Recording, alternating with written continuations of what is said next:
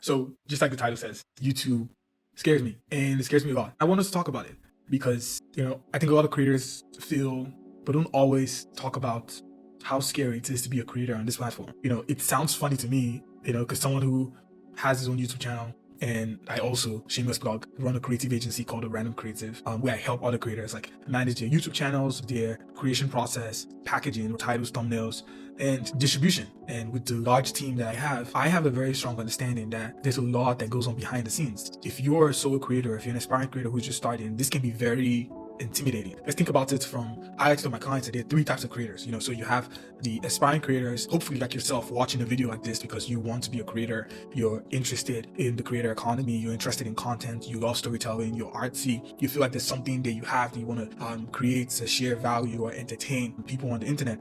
And then you also have the second, which is the career creator, right? So these are creators who were aspiring creators. They've been able to create businesses with their platforms. They've made it their careers. But you also have a big part of that ecosystem, which is the creator industry. In this creator industry, you have the creator operators like myself, video editors, the script writers, the thumbnail designers, the content strategists. So it doesn't matter what kind of creator you are. I think if you're someone who is curious about the whole process of being a creator, I think this video would be interesting to you. So this series, I don't know what name I'm going to call it, but this is something I'm going to be doing on this channel. And it's just, I want to make it like a FaceTime call, right? So it's a FaceTime call where if you're someone who is interested about the depth of what goes on in the life of a creator support agency owner, someone in the creator industry, someone who's an aspiring creator, but is also a career creator, because this year I did do 3 brand deals on this channel and I made about $2,000 in gross revenue. So the first thing is the pressure of the algorithm. The algorithm, like the thing that makes YouTube even more scary. Every creator talks about the algorithm and how, the algorithm isn't real,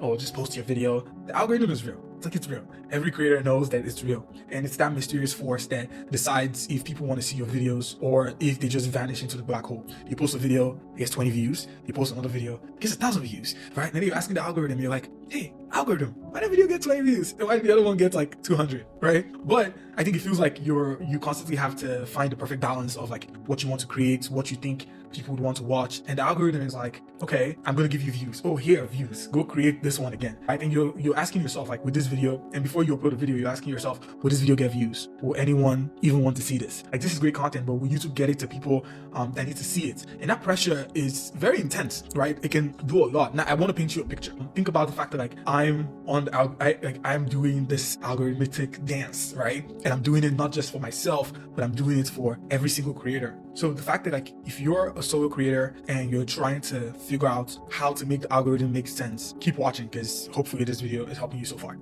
Number two reason why YouTube scares me is the fear of putting yourself out there, right? The vulnerability of being on camera. Because when you put yourself out there, it's scary. I mean, like, you're creating a video and you're sharing it with the world, right? You're basically saying, hey everyone, here's something I made. Please like it. Please comment. Please follow me, right? And the thing is, once it's out there, anyone can watch it. Like, they can comment, they can critique, and it pretty much makes you vulnerable. And there's a certain level of understanding you need to have with, being vulnerable, right? You need to be vulnerable to an extent where you know that like you're going to post a video regardless of which one the algorithm decides to show, but you want to put your best foot forward. And this is something that's like, I think I personally battle with a lot, because, you think about comments. I think comments are like a whole different level of scary, right? Because don't get me wrong, a lot of people, leave awesome, supportive comments, but then you get that one person who's like, tries to tear you apart. I remember I made this video about how YouTube changed my life with less than 500 subscribers. And because with my agency, I've been able to generate almost $400,000 in revenue over the past 3+ years. And I wanted to share that in that video, and I wrote a script, I tried to craft that video to make it like so perfect. And then somebody came and they're like, you didn't tell us how you made money. And I'm like, what do you mean? That's what the entire video is about. But then another person said it, but you also have 80% of the comments who are like, oh my God, your story is inspiring. And I'm like, did we all watch the same video? I don't know. Because, that totally tears you apart. And you're like, ouch. But then you have to grow thick skin, or at least try to, right? Because you have to not beat yourself too much to the point where you don't want to create the next video because you're trying to make that perfect, because you think you don't want that one person to comment. Or let's say you're not even getting comments at all. I think if you're not getting comments, then, because one thing I would say about the YouTube algorithm, the job of the algorithm is to connect you to viewers, people who are interested, keyword interested in your video. So if you're making a video that you think is going to be interesting, that's interesting to yourself, you also need to ask yourself, who would be interested in watching this video? And once you ask yourself that question and you try to answer that question, it makes the algorithm kind of do its job, right? Because the algorithm is going to take your video and it's going to say, okay, this video is about how to play tennis or tennis for beginners. And any single person who has ever watched a video that has to do with tennis, the algorithm will be like, okay, let me show it to this person. And when the algorithm shows it to person A, and person A loves baseball, if person A sees your video, person A doesn't click on your video, but person B, who loves tennis, clicks on your video. Now,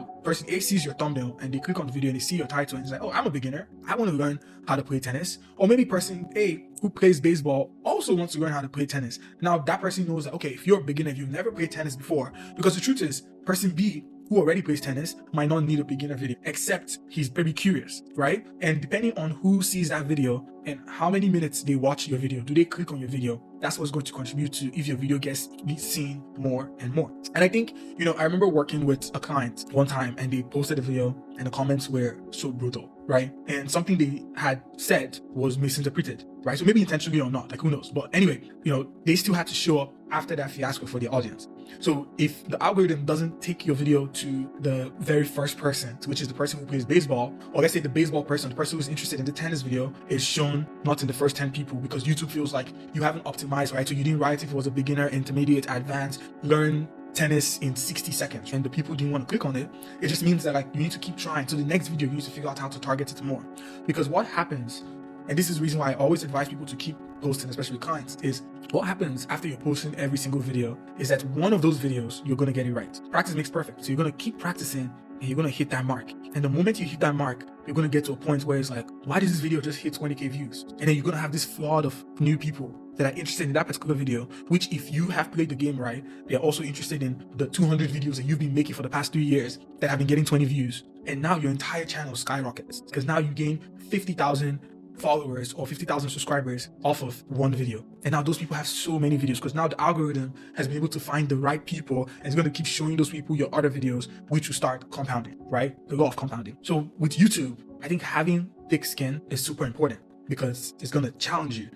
You also have the third thing, which is creative burnout, right? So if you're a creator, you're going to burn out. And I'll give you an example. It's like, I always used to say I don't burn out because I feel like I have a system for what I do. If I'm feeling low creatively, I consider that as oh, okay, I need to get some rest. I just try some of my favorite things that I have to do. I'll go for a run, go to the gym. But being the founder of a creative support agency means that I'm not only working on my stuff, I'm also helping a number of creators with creating and distributing their content.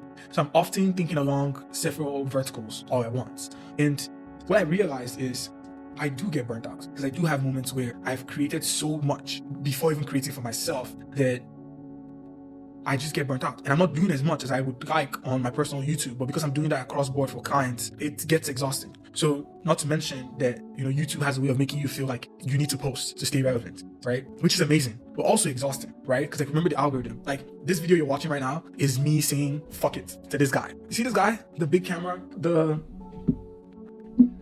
small cameras, all these different pieces of gear that you're supposed to have or you need to be able to make a video. I'm just going to use this little mic that I have right now and I'm just going to record this video and I'm going to tell you guys how I actually feel because the platform scares me. But just with advice or what I want you to take from this video is that because it scares you doesn't mean you shouldn't do it, right?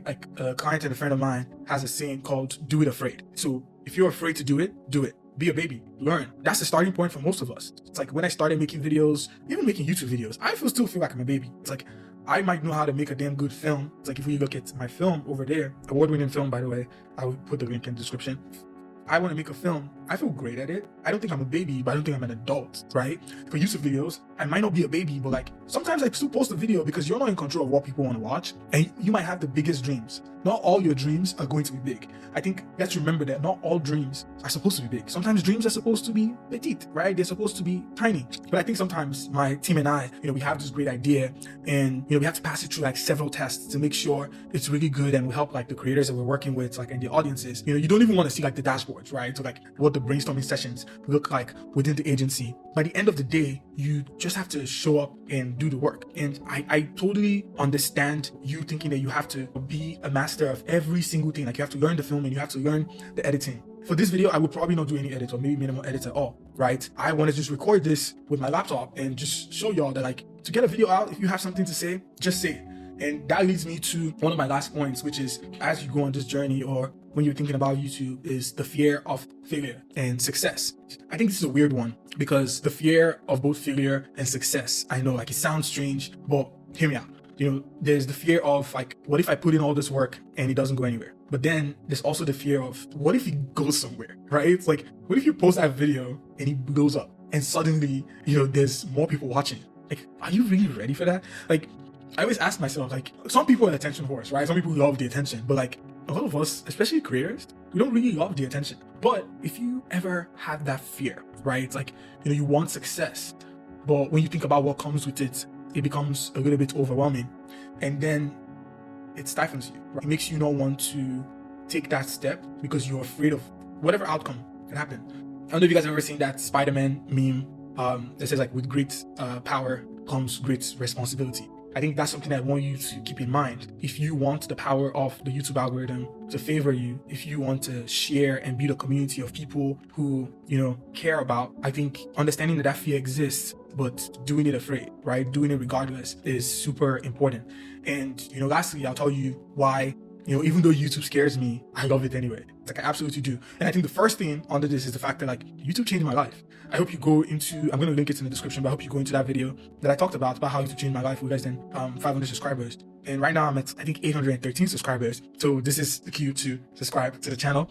But here's the thing. I think as scary as YouTube can be, I personally love working in this space. It's my career. There's this incredible feeling that I get when you connect with people through your content. And when someone comments and they say something that you relate to or like relates to what you're saying, or when you feel like your video, has really just resonated with someone, it's the best. It's the best feeling. It's the reason why I think I would continue to choose this platform above other platforms.